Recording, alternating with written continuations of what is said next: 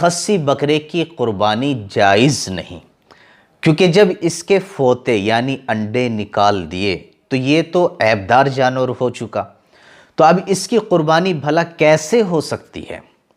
تو یاد رکھو، خصی بکرے کی قربانی جائز ہے۔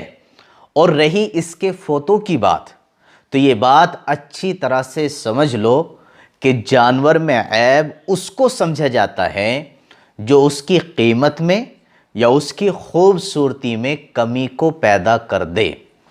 اور خصی کرنے سے نہ تو جانور کی قیمت میں کوئی کمی ہوتی ہے، بلکہ اس کی قیمت تو اور بڑھ جاتی ہے، اور نہ ہی خصی کرنے سے اس کی خوبصورتی میں کوئی کمی آتی ہے، بلکہ خصی ہونے کے بعد اور بھی زیادہ خوبصورت ہوتا چلا جاتا ہے۔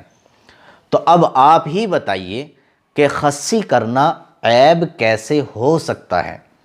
تو جب یہ عیب نہیں تو اس کی قربانی کرنا بھی جائز ہے۔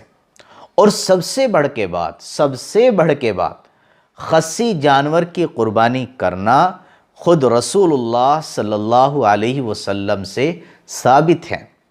سنن ابن ماجہ کی حدیث ہے کہ حضرت ابو ہریرہ رضی اللہ تعالی عنہ سے روایت ہے کہ اللہ کے رسول صلی اللہ علیہ وسلم جب قربانی کا ارادہ فرماتے تو دو بڑے موٹے سینگ والے سفید اور سیاہ دھبے دار خصی مینڈے خریدتے۔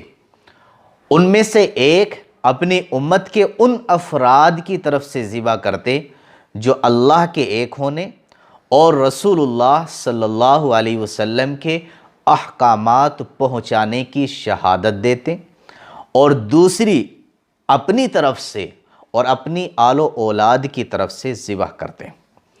اور اسی طرح ابو داود کی حدیث میں ہے کہ حضرت جابر رضی اللہ تعالیٰ عنہ بیان کرتے ہیں کہ نبی اکرم صلی اللہ علیہ وسلم نے عید الاضحیٰ کے دن سینگوں والے سیاہ اور سفید دھبے دار خصی 2 مینڈے ذبح کیے۔ تو ان باتوں سے، ان حدیثوں سے پتہ چلتا ہے کہ خصی جانور کی قربانی کرنا جائز ہے۔ امید کرتا ہوں کہ آپ اس مسئلے کو اچھی طریقے سے سمجھ گئے ہوں گے۔ ویڈیو کو لائک ضرور کریں، چینل کو بھی سبسکرائب ضرور کر لیں۔ السلام علیکم۔